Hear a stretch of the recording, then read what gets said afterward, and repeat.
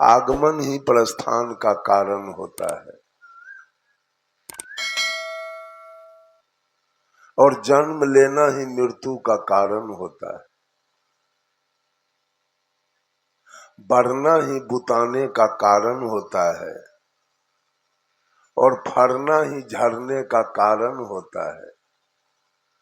रात ही दिन का कारण होता है और हंसना ही रोने का कारण होता है। दोस्ती ही दुश्मनी का कारण होता है और भजना ही तजने का कारण होता है। साहब कबीर इस दुनिया के तमाम लोगों से पूछना चाहते हैं कि दुनिया के लोगों, किसका भजन करना चाहते हो? किसके भजन से तुम्हारे जीवन में सुख शांति सदगति आएगी और तुम्हारा दुश्मन कौन है जिसको तुम तज देना चाहते हो? ये पूरी दुनिया भजने और तजने में लगा हुआ है। आज राम के भजने वाले रावण को गाली पढ़ते हैं और कृष्ण के भजने वाले कंस को गाली देते हैं। पांडव के भजने वाले कौरव को गाली पढ़ते हैं और राम के भजने वाले रहीम को गाली देते हैं और करीम के भजने वाले कृष्ण को गाली देते हैं। महादेव के भजने वाले मोहम्मद को गाली पढ़ते हैं और हजरत के भजने वाले हरि को गाली पढ़ते हैं और ब्रह्मा को भजने वाले बिस्मिल्लाह को गाली देते हैं और मोहम्मद अली के भजने वाले बजरंग बली को गाली पढ़ते हैं और मक्का जाने वाले मथुरा को नहीं चाहते हैं और काबा जाने वाले काशी को नहीं चाहते हैं और गंगा नहाने वाले जमजम का विरोध करते हैं। बोलियो तो किसका किसका धर्म सही है? किसका पंथ सही है? किसके भजने से मुक्ति होगी और किसके तजने से मुक्ति होगी? साहब कबीर ने कहा, ये पूरी दुनिया राग द्वेष की अग्नि में जल रही है। कहीं भजन नहीं, कहीं भक्ति नहीं, कहीं मुक्ति नहीं, कहीं सुख शांति नहीं।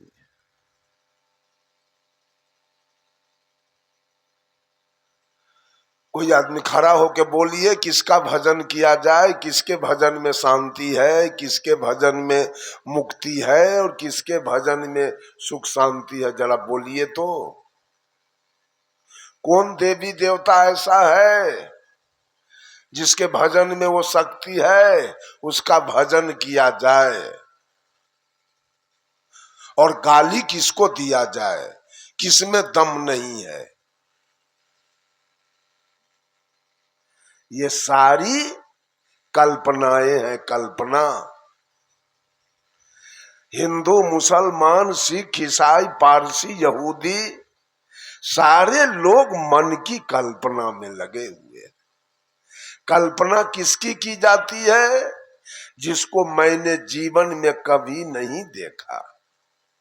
राम को देखा आपने? कृष्ण को देखा आपने? पांडव को देखा? कौरव को देखा? हनुमान जी को देखा? ब्रह्मा जी को देखा? विष्णु को देखा? महादेव जी को देखा है? दुर्गा काली सरस्वती लक्ष्मी पार्वती को देखा कभी? किसी का खानदान नहीं देखा है। ये मात्र कल्पना मात्र है। सारे लोग कल्पना करते हैं इनकी, और जिसको हम नजर से देख लेते हैं उसको हम याद करते हैं। जिसको नहीं देखे उसकी कल्पना होती है और जिसको देख लिए उसकी याद होती है। पूरा विश्व कल्पना में लगा हुआ है। मुसलमान भी कल्पना में लगा हुआ है कि एक अल्लाह थे, एक मोहम्मद साहब थे।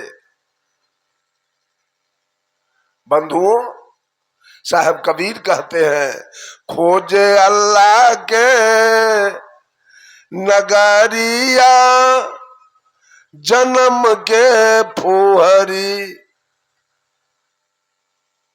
पांचों वक्त नमाज गुजारे राखे 30 रोजा, पांचों वक्त नमाज गुजारे राखे 30 रोजा, घट के अंदर खुदा बसतु है तिनको कभी न खोजा, घट में छाई है अंधियारिया जन्म के फुहरी, कलमा पढ़े रहीम पुकारे दिल में रहम न लाई, घट के अंदर नूर बसतु है तिनकर खबर न पाई, पर गए माया के लहरिया जन्म के फुहरी, रे हाथ में हजरत कदम रसूले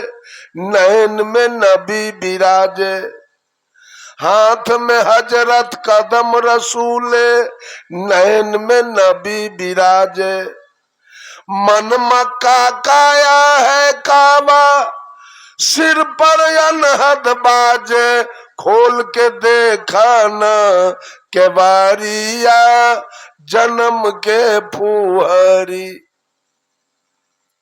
यही तो है, कोई राम के पक्ष में, कोई रहमान के पक्ष में, कोई गुरु नानक के पक्ष में और कोई ईसा मसीह के पक्ष में। लेकिन जिस दिन हम लोग जन्म लिए, न हम हिंदू थे, न हम मुसलमान थे, न हम सिख थे और न हम ईसाई थे, चारों में से कुछ नहीं। क्या थे उस दिन हम? प्रकृति किसको पैदा करती है? ये प्रकृति मुसलमान को पैदा करती है क्या? हिंदू को पैदा करती है, सिख को पैदा करती है, ईसाई को पैदा करती है। अगर प्रकृति पैदा करती है तो सदगुरु कबीर ने कहा, जो तो तुरुक तुर्कीनी के जाया तो पेट ही काहे न सुन्नत कराया। अगर तू ओरिजिनल मुसलमान है तो माँ के पेट में तेरा सुन्नत क्यों नहीं हुआ? अगर तू ओरिजिनल ब्राह्मण है, जो तू ब्राह्मण ब्राह्मणी के जाया तो और राह द काहे ना आया। अरे जिस रास्ते से शूद्र आया, जिस रास्ते से वैश्य आया, जिस रास्ते से क्षत्रिय आया माँ के गर्भ से, उसी रास्ते से तुम क्यों आया? तुम तो 4 वर्ण के राजा हो, तुम्हारे लिए तो स्पेशल मार्ग होना चाहिए, अलग से तुमको आना चाहिए। अगर हम लोग वास्तव में हिंदू हैं तो भगवान को चाहिए कि माँ के पेट में ही टीकी रोप देना चाहिए, है नहीं? लाए थे, लेके आए थे। किसी माँ से पूछ लीजिए, जिस दिन बेटा जन्म लिया लड़का, उसके माथे में अलग से कोई टीकी था? कुछ नहीं। ये बेईमानी, ये शैतानी यहाँ की है। हिंदू एज ए शैतान, हिंदू बनना एज ए शैतान बनना, मुसलमान बनना एज ए शैतान बनना, सिख बनना एज ए शैतान बनना और ईसाई बनना एज ए शैतान, ये चारों शैतानी काम है। जन्म ले लिए तो 2-4-10 बरस के हुए तो मौलाना को, नौवा बाभन को बुलाया गया, अब मुंडन करा के एक सीखा छोड़ दिया, कहा ये लड़का आज से हिंदू हो गया। अब मौलाना को बुलवा लाया, लड़का का खतना करा दिया, लड़का अब मुसलमान हो गया। गुरु जी को बुला लाया, लड़का का पंच कटार करा दिया, लड़का सिख हो गया। पादरी जी को बुला लिया, लड़का के बपतिस्मा करा दिया, लड़का अब ईसाई बन गया। जो हिंदू बन गया वो मंदिर बना लिया, जो मुसलमान बना वो मस्जिद बना लिया, जो सिख बना वो गुरुद्वारा बना लिया, जो ईसाई बना वो गिरजा घर बना लिया। हिंदू के मंदिर में रामा रामा हरे हरे कीर्तन हो रहा है और मुसलमान के मस्जिद में इबादत हो रही है, सिख के गुरुद्वारा में अरदास हो रहा है, ईसाई के गिरजाघर में प्रार्थना चल रही है। हिंदू के भगवान अरवा चावल, बतासा और तुलसी के पत्ता खाता है। एक आदमी पूछा हिंदू से कि तुम्हारे भगवान क्या खाते हैं, तो कहा अरवा चावल, बतासा, तुलसी के पत्ता। कहा हिंदू के भगवान के लिवरे खराब है। जो बतासा पानी देखते गल जाए वो पचता है हिंदू के भगवान के, इसका लिवरे खराब है। मुसलमान से पूछा आपके अल्लाह क्या खाते हैं, वो कहा बकरी, मुर्गी, गाय, भैंस, ऊंट, दुम्मा सब हमारा अल्लाह पचाता है। कहा वाह, आपके अल्लाह का लीवर मजबूत है, करगर है, वो सब कुछ पचाता है। लेकिन ए मौलवी साहब, आपके अल्लाह का भी लीवर उतना मजबूत नहीं है। कहा कैसे, तो शुगर में चर्बी होता है ज्यादा, वो अल्लाह के लीवर पर पासे नहीं करता है। अल्लाह का भी लीवर उतना मजबूत नहीं है। ईसाई से पूछा आपके ईसा क्या खाते हैं, कहा हमारा ईसा तो गाय और शुगर दोनों खाता है। कहा वाह, आपके ईसा का लीवर ठीक है, वो गाय और शुगर दोनों पचा। यही तो भगवान की कहानी है, यही सब मंदिर मस्जिद की कहानी है। कौन बनाया मंदिर, कौन बनाया मस्जिद, कौन बनाया गिरजा और कौन बनाया गुरुद्वारा? ये बेईमानी, ये शैतानी आपकी है, कोई प्रकृति शैतानी नहीं किया। जिसे हम परोक्ष रूप से परमात्मा कहते हैं, वो प्रकृति की कोई बेईमानी नहीं है। प्रकृति में अभी पुरबैया हवा चल रही है, क्या ये हवा केवल हिंदू के लिए है कि मुसलमानों के लिए भी है, सिखों के लिए भी है, ईसाइयों के लिए भी है, सबके लिए पुरबैया हवा चल रही। अगर पछिया हवा चल रही है तो हिंदू, मुसलमान, सिख, ईसाई सबके लिए है। अगर रात्रि हो गई तो सबके लिए, दिन हुआ तो सबके लिए, बारिश हुई तो सबके लिए, तूफान आया तो सबके लिए, भूकंप आया तो सबके लिए, आम का पेड़ फल गया तो सबके लिए, गाय दूध दे रही है तो सबके दरवाजे पर प्रकृति ने।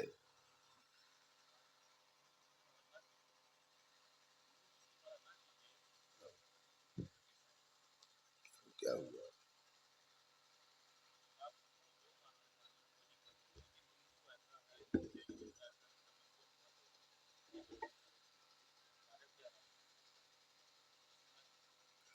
प्रकृति के यहां कोई बेईमानी नहीं है। मान लिया जाए कि एक साल के या 6 महीना के हिंदू के लड़का मुसलमान के, सिख और ईसाई के, चारों लड़का को एक रूम में रख दिया जाए और किसी अनजान आदमी से कह दिया जाए कि इसमें से मुसलमान वाला लड़का तुम निकाल के ले आओ, ले आएगा क्या? कोई चिन्ह है? कोई चिन्ह है उसके पास हिंदू, मुसलमान और सिख, ईसाई का? कोई चिन्ह नहीं है। वो लड़का अभी तक इंसान है। हम लोग प्रकृति प्रदत्त इंसान बन के धरती पर आए थे, लेकिन यहाँ की हवा खराब है। साहेब कबीर ने कहा, आए एक के देश से, उतरे एक के घाट, हवा लगे यही देश के, हो गए 12 बार।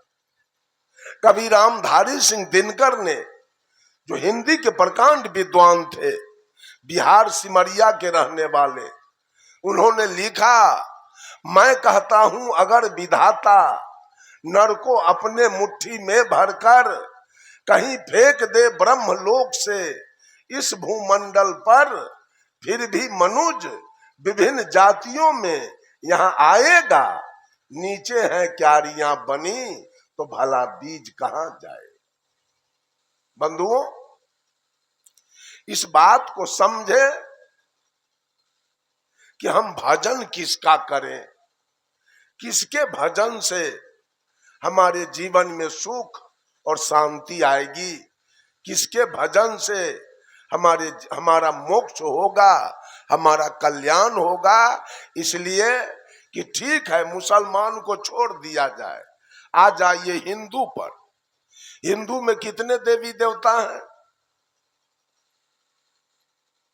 हिंदू में कितने देवी देवता हैं, कितने पंथ हैं?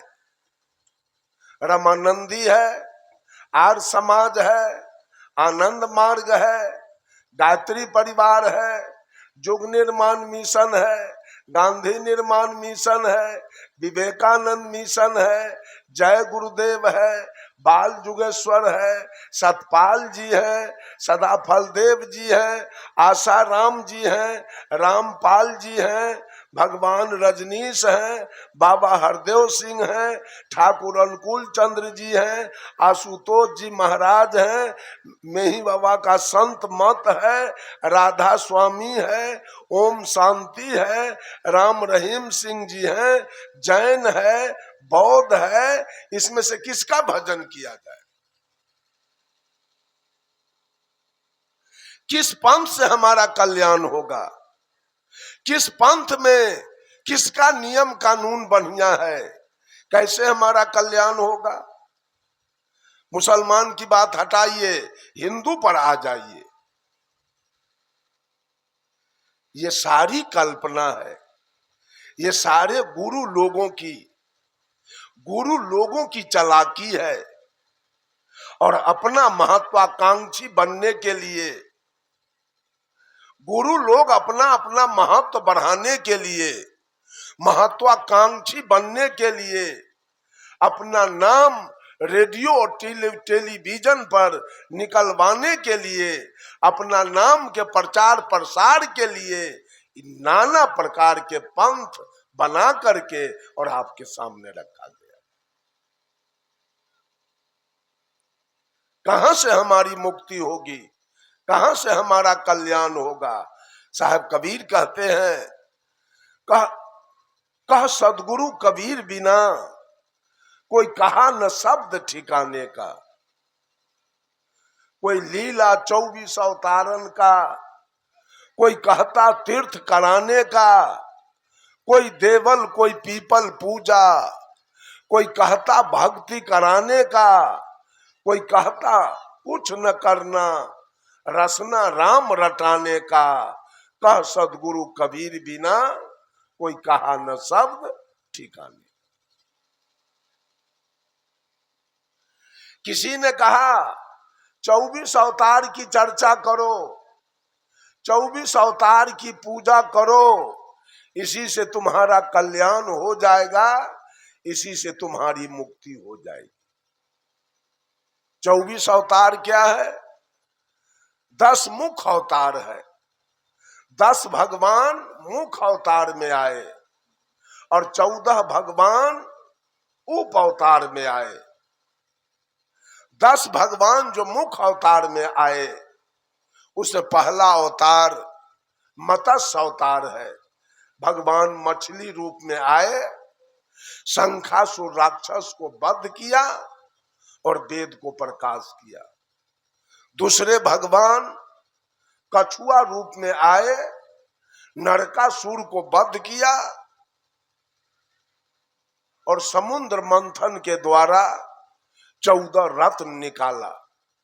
तीसरे भगवान बराह यानी सुगर रूप में आए, हिरणाक्ष राक्षस को वध किया और विष्ठा में छिपी हुई धरती को बाहर निकाला।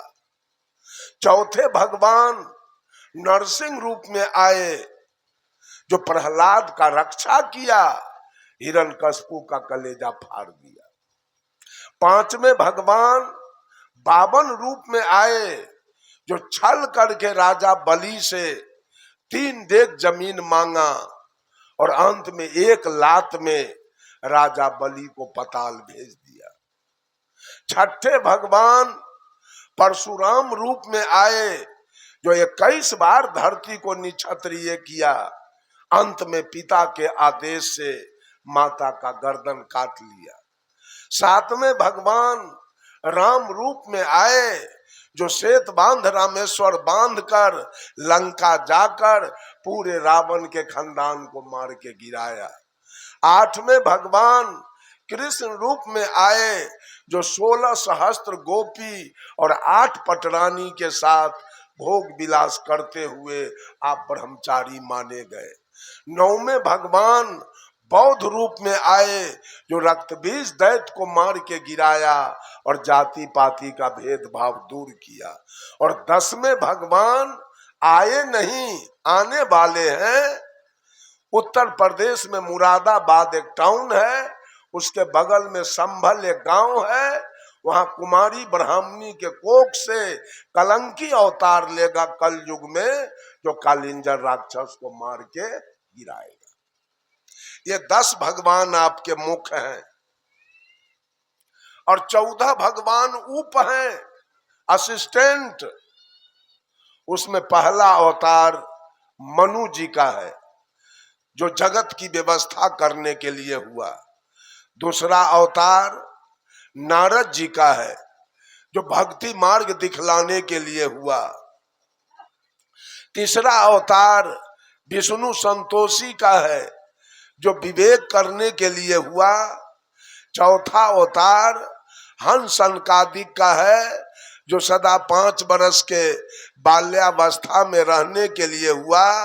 छठा अवतार कपिल जी का है, जो देवहूति और कर्दम ऋषि के मेल से हुआ और सांग शास्त्र बनाया।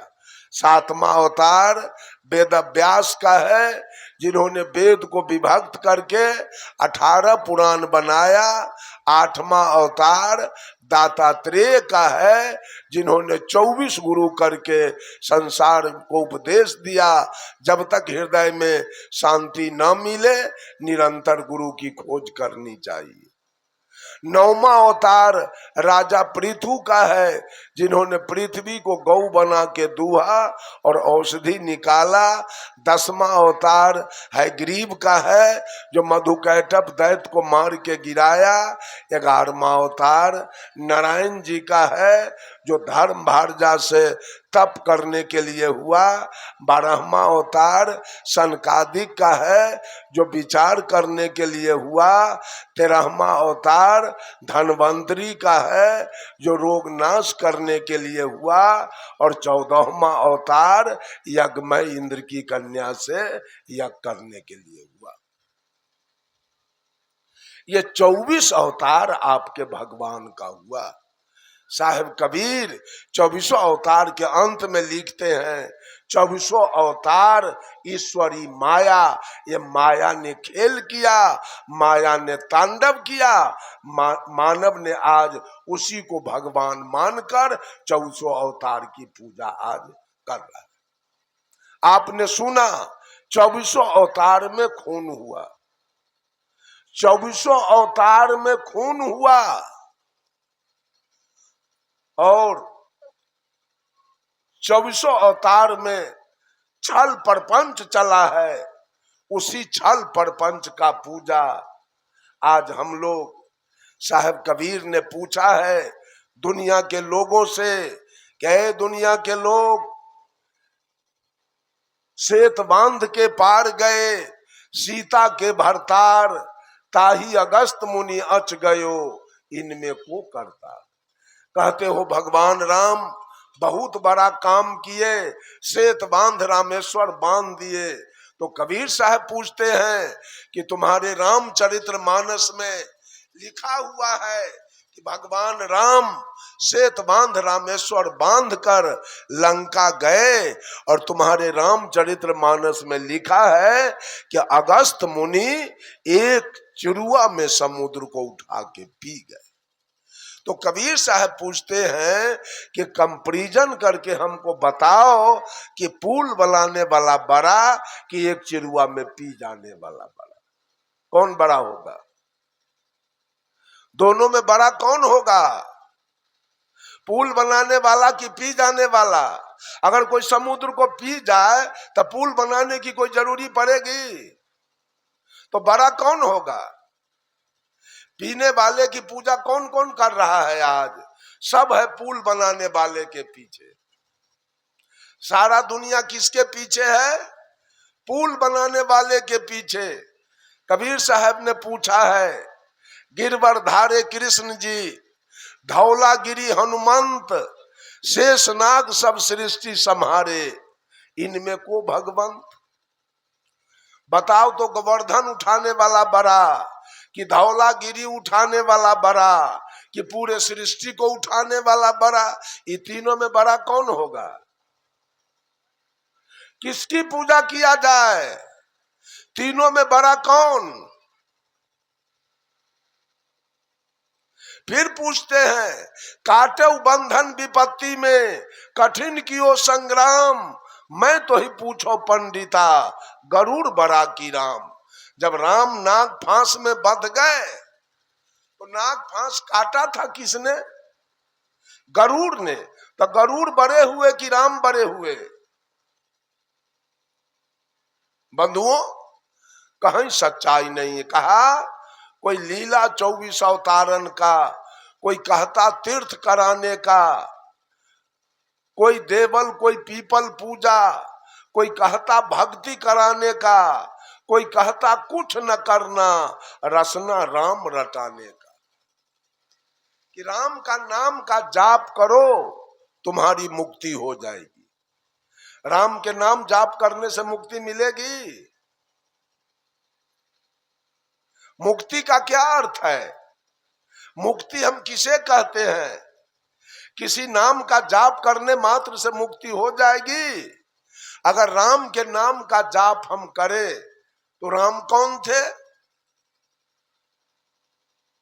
राम दशरथ जी के पुत्र थे।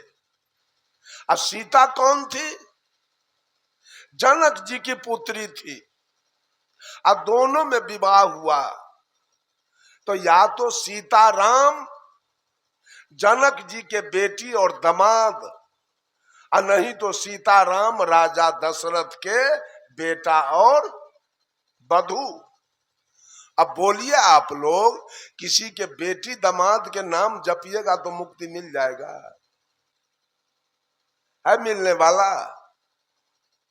किसका नाम जाप किया जाए? एक सुग्गा, सुग्गा जानते हैं ना?